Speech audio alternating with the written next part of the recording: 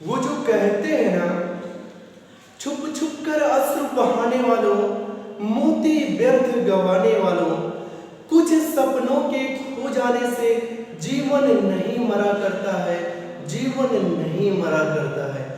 वस्त्र बदल कर आने वाले, चाल बदल कर जाने वाले, वस्त्र बदल कर आने वाले, चाल बदल कर जाने वाले, चंद खिलौने खो जाने से बचपन नहीं मरा करता है, बचपन नहीं मरा करता है। Good morning my dear friends, innovate classes में आप सभी का स्वागत है। आज हम लोग क्लास 11 मैथ चैप्टर 10.2 पढ़ने वाले हैं, लेकिन इससे पहले थोड़ी सी जानकारी ले लेते हैं, फिर हम लोग पढ़ते हैं। ठीक, तो सबसे पहली बात यह है कि आप लोग कभी उदास मत होइए पढ़ाई को लेकर कि मुझे नहीं आएगा। ऐसा संभव नहीं कि आपको नहीं आएगा, आपको आएगा, बेहतर आएगा। ठीक, तो देखो हम लोग आज बता रहे हैं आपको कि जैसे ये आपका एक्स अक्ष है, ये आपका वाई अक्ष है। ये तो आपको सबको पता होगा कि ये एक्स अक्ष है और ये वाई अक्ष है। ओके, ये वाई डैश अर्थात ऋणात्मक है, ये एक्स डैश है, ये ऋणात्मक इधर होता है। तो अगर आपसे बोले बाबू कि ऐसे कोई रेखा है जो क्या है, ये लंबाई है, तो आप यहाँ पे बताओगे कि एक्स अक्ष क्या होगा। तो आप बताओ यहाँ पे एक्स अक्ष क्या होगा। यहाँ पे एक्स का मान वाई लिखना है आपको बाबू, तो आप 0 का मान ए लिखोगे। क्या लिखोगे? क्योंकि यहाँ पे जो आपका एक्स है वो क्या है, 0 है, और वाई क्या है, लंबाई इतना है। इसी प्रकार से नीचे हो जाएगा 0 का मान -1, मतलब। और अगर ऐसे में खींचा होता तो हम इससे, अगर इस बिंदु को पूछते, मान लो यहाँ से यहाँ तक की दूरी b है, तो आप बोलते हैं b का 0 लिखा है, क्योंकि यहाँ पे क्या है, जो मेरा v है, सॉरी यहाँ पे की बात नहीं कर रहा हूँ, यहाँ पे, यहाँ से यहाँ तक क्या है, ये b है, और तो ये b का मान 0 और ये a का मान 0। इस प्रकार से, क्योंकि अगर ऐसे रेखा का समीकरण भी बन सकता है ना, तो ये क्या होगा, ढाल भी यहाँ पे कुछ होगा, और ढाल हमने कहा है कि क्या होता है, यहाँ पे यम होता है, अर्थात जो प्रवणता होती है वो यहाँ यम होती है। ओके, तो यहाँ x 0 है, यहाँ पे x 0, यहाँ पे क्या है, y 0 है, क्योंकि जो ये बिंदु था मेरे बाबू, ये किस अक्ष पे था, x अक्ष पे, तो x अक्ष पे क्या होते हैं, y 0 होते हैं, और y अक्ष पे x 0 होते हैं। ठीक, तो इसके बाद हम लोग कुछ फार्मूले हैं उसको ध्यान देंगे, क्योंकि अभी हमने पढ़ा था वहां पे कुछ फार्मूले, उसी से रिलेटेड और भी फार्मूले हैं। देखो, जब क्या हो, कोई क्वेश्चन ऐसे पूछे कि आपको ढाल बताना, क्या बताना, सॉरी यम की वैल्यू दिया हो, कुछ भी दिया हो, आपको यम की वैल्यू दिया हो और किसी एक बिंदु की वैल्यू दिया हो, किसी एक बिंदु की वैल्यू दिया हो और वैल्यू ना दिया हो, m इक्वल टू होता है y minus y1 upon x minus x1। अर्थात आप कह सकते हो y minus y1 equal to m और x माइनस x1। इस प्रकार से ये आपका समीकरण बन जाता है। ठीक है, हमें याद रखना होगा जो भी समीकरण आपके होंगे। ओके, तो आपको जैसे कोई दे देगा, कोई भी दे देगा कि बिंदु इसका 3 का मान 2 है, तो रेखा का समीकरण बताओ, और ढाल भी दे देगा 1/2 है, जो भी ढाल दिया रहेगा, मतलब m की वैल्यू दे देगा और एक बिंदु का निर्देशांक दे देगा। तो आपको क्या बताना होगा, रेखा का समीकरण बताना होगा कि रेखा का आखिर समीकरण क्या होगा। तो इस प्रकार से आप इस फार्मूले से रेखा का समीकरण आप निकाल सकते हैं। कैसे निकालोगे, यदि आपको क्या पता हो कि n equal to y minus y1 upon x minus x2 होगा। अभी तक क्या पढ़ते थे, x2 माइनस x1। ठीक, क्योंकि x2 यहाँ पे दिया नहीं था, तो ये x2 की जगह पर कितना दिया था, x दिया था, y2 की जगह पर कितना दिया था, y दिया था, मैंने मान लिया था। ठीक है, तो इस प्रकार का रेखा का समीकरण आपका मिल जाएगा। सेम वही कंडीशन है, x1 y1 दिया था, x2 y2 नहीं दिया था, तो x2 y2 की जगह पे हमने x और y मान लिया, तो x का मान y minus y1 upon x minus x1 हो जाएगा। तो इस प्रकार से ये आपका रेखा का समीकरण मिल जाएगा। ठीक है, तो यदि ये तो पहले बिंदु की बात थी, जब क्या हो बाबू, आपको रेखा दिया हो और कोई एक निर्देशांक दिया हो, क्या हो, रेखा की ढाल दिया हो और कोई एक निर्देशांक दिया हो, तो इस प्रकार से ये हो सकता है। ओके, यही होगा।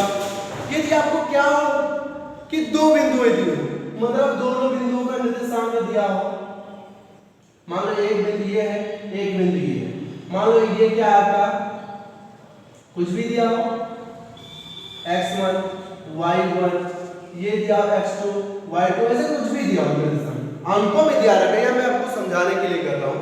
तो आपको एक बिंदु वाला पता है ना क्या होता है, x मतलब y minus y1 equal to m into x minus x1 होता है। और आपने पढ़ा है कि m equal to y2 minus y1 upon x2 minus x1। Okay, तो आप m की वैल्यू ये आप जानते ही हो, तो m की वैल्यू आप यहाँ से उठा के यहाँ रख दोगे, तो ये हो जाएगा y minus y1 equal to y2 minus y1 upon x2 minus x1 into x minus x1। कब? जब आपको रेखा की ढाल नहीं दिया रहेगा तब। सिर्फ क्या दिया रहेगा, दो बिंदु दिया रहेगा और दोनों बिंदुओं का आपको निर्देशांक दिया रहेगा, तो आप इस फार्मूले से रेखा का समीकरण याद कर ले सकते हो। कब? जब क्या हो, ढाल नहीं दिया होगा तब। अब अगर आपको ढाल याद करना है तो पहले ढाल याद कर लो, फिर इस वाले फार्मूले पे रख लोगे, तब भी आपका आ जाएगा। तो आपको ऐसा नहीं करना है, आपको डायरेक्ट यहाँ पे रख देना है, आपका आंसर आ जाएगा। और आप सब बहुत अच्छे बच्चे हो, आप लोग समझदार भी हो, तो आप लोग समझ जाओगे, ठीक है, इन सब फार्मूलों के बारे में। ओके, अब हम लोग चलते हैं थोड़ा सा और आगे, ठीक है। आपको मैंने ये बता दिया कि किस अक्ष पे कौन जीरो होता है, कि x अक्ष पे y जीरो होता है और y अक्ष पे x जीरो होता है। मतलब x अक्ष पे कहीं भी आप देखोगे तो y वहां पे क्या आएगा, जीरो ही आएगा, और जब y अक्ष पे देखोगे तो x वहां पे क्या आएगा, हमेशा जीरो ही आएगा, ठीक है।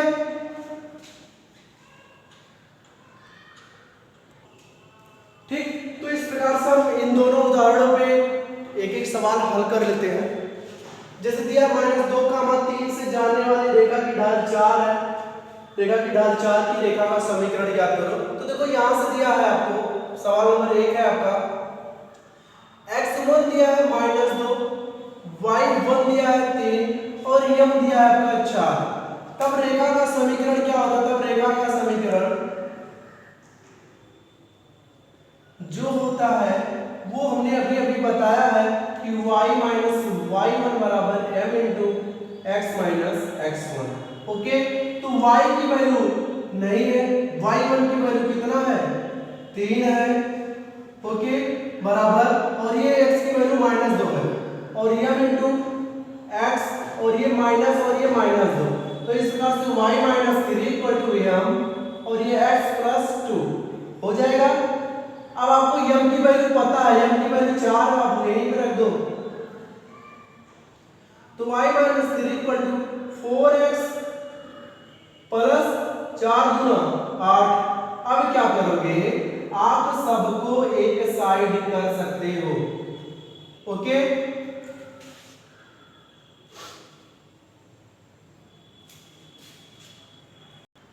ठीक, सॉरी यहाँ पे -4 ढाल दिया है, हमने ध्यान नहीं दिया, ये -4 भी रहेगा। चलो यहाँ पे -4x हो गया, ओके, ये आपका -4x हो गया। तो अब देखो यहाँ से क्या हो जाएगा, सबसे बड़ी बात देख लेना, ध्यान से देखना, अगर यहाँ पे इतना हो गया, ये -4 है आपका, और अब देखो -4x में होगा तो -4x और यह जाएगा -8। तो अब क्या करो, सबको इधर ले आओ, तो y प्लस 4x और इधर आएगा -3 और प्लस में 8 इक्वल टू 0, तो ये हो जाएगा y प्लस 4x और प्लस 5 इक्वल टू 0। तो यही आपका हो जाएगा, रेखा का समीकरण आपका बन जाएगा आराम से, ठीक है। इस प्रकार से भी लिख सकते हो, कि आप लिख सकते हो इसे 4x plus y plus 5 equal to 0, इस प्रकार से भी आप इसको लिख सकते हो, ठीक है। -4 है, ध्यान देना सब कुछ, क्योंकि -4 रेखा की ढाल दिया है, ठीक। तो इस प्रकार से आपका एक सवाल हल हो गया। इसी का अगला सवाल वो भी देख लेते हैं हम लोग। अब आप ये सब जाने रहोगे, बस जैसे ही सवाल आएगा आप उड़ाते हुए चले जाओगे।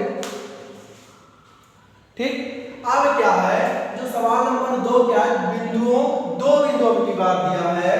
ठीक है, तो हमने बताया था कि 2 बिंदुओं का जो रूप होता है वो क्या होता है। ठीक है, वो तो आपको पता ही है। ठीक है, तो दो बिंदुओं, सबसे पहले पहला बिंदु क्या दिया है, x इक्वल टू कितना दिया है, x1 इक्वल टू 8 और x2 इक्वल टू 3 दिया है, और y1 इक्वल टू -1 और y2 इक्वल टू 5 दिया है। ठीक, तो दो बिंदुओं से होकर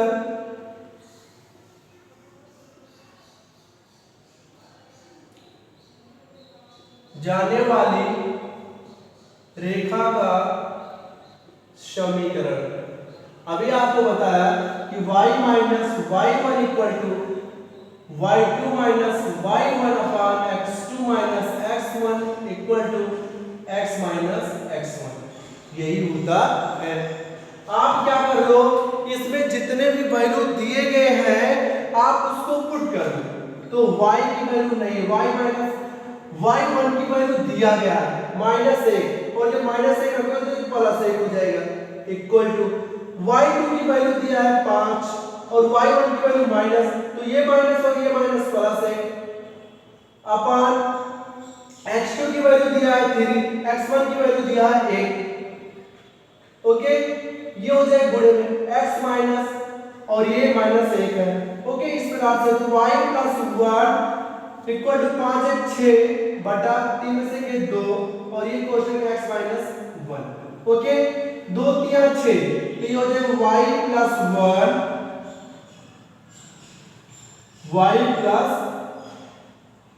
1 इक्वल टू 3x - 1। ओके, तो y + 1 इक्वल टू 3x - 3 हो जाए, 3 का भी अंदर गुणा होगा। अब क्या कर लो, सबको एक साइड कर लो, तो ये हो जाएगा, उधर ले जाओ तो हो जाएगा 3x, y उधर जाएगा -y और 1 इधर जाएगा तो -1 और -1 -3 -4 इक्वल टू 0।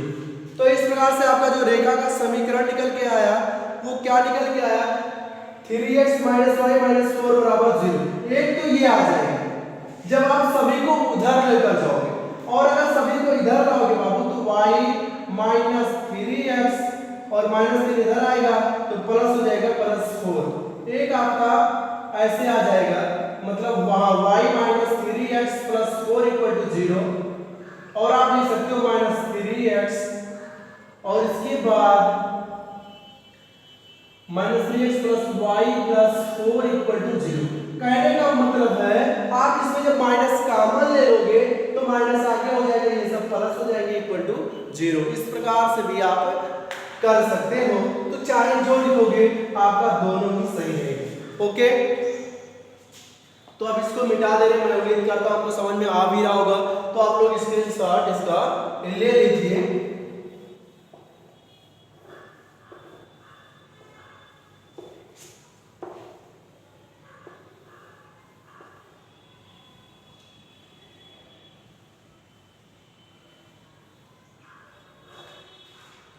अब हम लोग देखते हैं इसका अगला सवाल, मतलब क्या हमें इसमें बताना है आपको। ठीक है, और कुछ क्या इंपॉर्टेंट है उसको देख लेते हैं हम लोग। ओके, तो हम लोग आगे देखते हैं ढाल का क्या होता है जब अंतःखंड रूप हो। अंतःखंड रूप में क्या होता है, जो समीकरण होता है वो क्या होता है, y बराबर होता है mx + c के रूप में। ठीक है, mx + c, क्योंकि क्या होते हैं कभी कभी बिंदु जो होते हैं वो दिया होता है, एक ही दिया होता है, तो हम क्या मान लेते हैं, ढाल दिया रहेगा, कोई बिंदु है 0, c दिया रहेगा मान लो। ठीक है, 0, c y अक्ष पे कितना है, c है, और अंतःखंड की जब बात करेगा, किसकी बात, अंतःखंड की बात करेगा, तो हम यहाँ पे ऐसा समीकरण लगाएंगे y = mx + c। कैसे आएगा आपको ध्यान देना है, जैसे मैंने अभी बना दिया है 0, c है आपका, यहाँ का बिंदु नहीं दिया गया है, ढाल यह है आपका, आपको पता है, और रेखा ये आप मान लो क्या दिया है, x1 दिया है और y1 दिया है, तो आपको पता है कि हमें पता है कि जो रेखा का समीकरण होता है x माइनस x1 होता है बराबर m और सॉरी यहाँ से y माइनस y1 और ये होता है m और ये होता है x माइनस x1 होता है। तो ये बताओ यहाँ से y1 की जगह पे कितना है c है equal to m x minus x1 की जगह पे कितना है 0 है, तो ये हो जाएगा y minus c equal to mx और जो m का 0 में गुणा तो 0। ओके, तो इतना हो जाएगा तो y बराबर mx और माइनस c उधर जाएगा तो प्लस c। तो ये आपका हो जाता है रेखा का समीकरण, मतलब रेखा का अंतःखंड रूप में रेखा का समीकरण आपका इस प्रकार से मिल जाएगा। c की जगह पे कोई भी अचर पद आपको मिल सकता है। ठीक है, तो मैं उम्मीद करता हूँ ये भी आपको समझ में आ गया होगा। तो आप इसका भी स्क्रीनशॉट ले सकते हो, नहीं समझ सकते हो। बस एक लास्ट आपको बचा है इसमें, वो भी मैं आपको बता दे रहा हूँ। क्या होता है बाबू, कभी कभी ऐसे होते हैं कि ऐसे दिया गया है, ध्यान से देखो तो आप समझ पाओगे, नहीं समझ नहीं पाओगे इतनी आसानी से। ऐसे ही दिया गया है, अब क्या होता है थोड़ा बड़ा बना दूं, ठीक है। अब यहाँ पे मान लीजिए 0, 0 मूल बिंदु है और मूल बिंदु से क्या है इस रेखा पर डाला गया लंब है। ओके, तो यहाँ पे जो कोण बनेगा मान लेते हो कोण बनेगा आपका ओमेगा बन गया और इसकी लंबाई कितनी है p है। ओके, इसकी लंबाई कितनी है p है। तो हम क्या करें यहाँ से एक लंब ड्रा कर देते हैं, ध्यान देना ये भी 90 डिग्री हो गए। अब हमें क्या करना है, हमें लंब इसलिए ड्रा किया क्योंकि मुझे इस बिंदु का निर्देशांक चाहिए। अगर इस बिंदु का निर्देशांक मुझे पता चल गया तो काम बन सकता है। क्यों, अब इस बिंदु का निर्देशांक अगर ये p है तो एक बार आपको दो इसका क्या होता है x, y लिखते हैं ना, तो x अक्ष की लंबाई क्या होगी आपको पता है सब कुछ। यहाँ पे थीटा कितना है 90 अंश है, कोई दिक्कत नहीं। तो अगर आप निकालना चाहो तो ये होता है भैया, इसे निकालना चाहो क्या होगा, आप लिख सकते हो क्या लंब इसका और इसका संबंध क्या होगा, थीटा इक्वल टू क्या होगा भैया, संबंध कुछ होता है लंब बटे कर्ण के रूप में, ऐसा कुछ होता है। देखो यहाँ से आप अगर निकालना चाहो तो साइन में आएगा, क्योंकि अगर बोलोगे साइन थीटा तो साइन थीटा आपको मिलेगा, क्या मिलेगा लंब ये है आपका, साइन थीटा क्या होता है लंब बटे कर्ण, लंब बटे क्या होता है कर्ण होता है। तो लंब बटे कर्ण, तो इसकी जो लंबाई आएगी वो क्या आएगी वही हमें निकालना और इसकी लंबाई निकालना। तो लंब और आधार का संबंध किसमें होता है कॉस में होता है। तो इसे लिख सकते हो बाबू, पहले आपको समझाने के लिए लिख रहा हूं कि cos थीटा जो इक्वल टू होता है वो क्या होता है, अर्थात यहाँ पे थीटा ही अभी ले लेते हैं, कोई दिक्कत नहीं थीटा लेने से, ठीक। बट यहाँ पे थीटा इसलिए ले लेंगे क्योंकि यहाँ पे ओमेगा है। तो cos ओमेगा इक्वल टू क्या होता है, cos थीटा क्या होता है आधार बटे कर्ण होता है। आधार आपका कितना है कुछ भी मान लो x है बटे क्या होगा कर्ण कितना है p है। तो अगर हम x की वैल्यू इसी की जो वैल्यू निकाल रहे हैं तो x की वैल्यू क्या हो जाएगा p cos ओमेगा, मतलब यहाँ पे सबसे पहले हम क्या लिखेंगे x लिखते हैं तो ये हो जाएगा p cos ओमेगा कामा p sin ओमेगा। उसी प्रकार से इसको भी निकाल लेंगे, मान लो इसका y मान लेते हैं तो ये क्या हो जाएगा sin theta equal to y upon p, लंब बटे कर्ण इधर चला जाएगा तो ये आपको ये मिल जाएगा निर्देशांक। तो इस प्रकार से इस बिंदु के आपको निर्देशांक मिल गए। ढाल आपको यहाँ पे पता है कि है p, लेकिन हमें निकालना है क्या समीकरण निकालना कि यदि कोण दिया हो तो समीकरण वहां पे क्या होंगे। तो आपको सब कुछ तो पता है, ये मान लो x1 है ये आपका y1 मान सकते हो, मानने में कोई दिक्कत नहीं। और दूसरी बात एक तो रेखा की ढाल ये है, तो ये रेखा की जो ढाल होगी वो क्या होगा आप यहां से समझो पहले, अगर आप ध्यान नहीं दोगे तो समझ नहीं पाओगे। ये आपको यह है ना, यह है तो जो रेखा L की ढाल होती है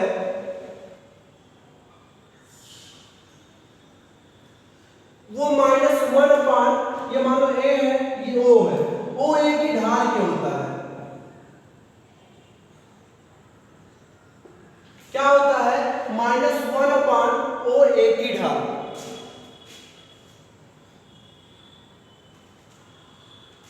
ठीक, तो ये इस प्रकार से आपको ये पता, और ओ ए की ढाल इक्वल टू हो जाएगा 1/tan ओमेगा। अब tan थीटा बराबर क्या होता है, sin थीटा cos थीटा, ऊपर चला जाएगा माइनस cos ओमेगा बटे sin ओमेगा। ओके, तो इस प्रकार से आपको वैल्यू मिल गया किसका, tan ओमेगा। भैया इसको मैंने क्या किया, पलट दिया, तो पलट दिया तो फिर इतना आ गया। तो ये वैल्यू आपको मिल गया किसका, रेखा की ढाल का, रेखा की ढाल का, अर्थात इस वाले की वैल्यू आपको मिल गई। अब आपको पता है कि होता है जो समीकरण होता है x minus sorry y minus y1 equal to m, और ये क्या होता है x माइनस x1 करके होता है, तो y माइनस, अब y1 की आप वैल्यू बताओ कितना है, कितना आसान है बाबू, y1 की वैल्यू कितना है p sin omega equal to m की वैल्यू पता है माइनस cos ओमेगा बटे sin ओमेगा। ये यही ढाल रहेगा कि ये वाला लिखा जाता है, हमें इसका समीकरण ज्ञात करना है, तो माइनस sin ओमेगा, और ये आपको मिल जाएगा कितना मिल जाएगा भैया, x है और माइनस p cos ओमेगा। इस प्रकार से ये मिल गया। अब देखो आपको क्या करना है, गुणा करवा देना इनको इसमें, तो हो जाएगा sin ओमेगा, क्या मिल जाएगा sin y sin omega. Okay, तो इस प्रकार से ये मिल गया, जब sin ओमेगा का y में गुणा होगा तो y sin ओमेगा, इसमें होगा बाबू minus p sin square omega, क्योंकि sin का sin में गुणा होगा ओमेगा हो जाएगा, माइनस cos का अंदर गुणा होगा तो माइनस x cos ओमेगा, और माइनस माइनस प्लस, यहां पे इसको हो जाएगा p cos square omega. Okay, तो इस प्रकार से अगर आपको p को उधर भेज दो तो इधर हो जाएगा y sin ओमेगा, इसको इधर ले आओगे तो प्लस x cos ओमेगा, इनको अगर उधर आप भेजते हो तो हो जाएगी क्या, p sin square omega plus p cos square omega. अब आपको क्या करना है, p को कॉमन ले लेना है,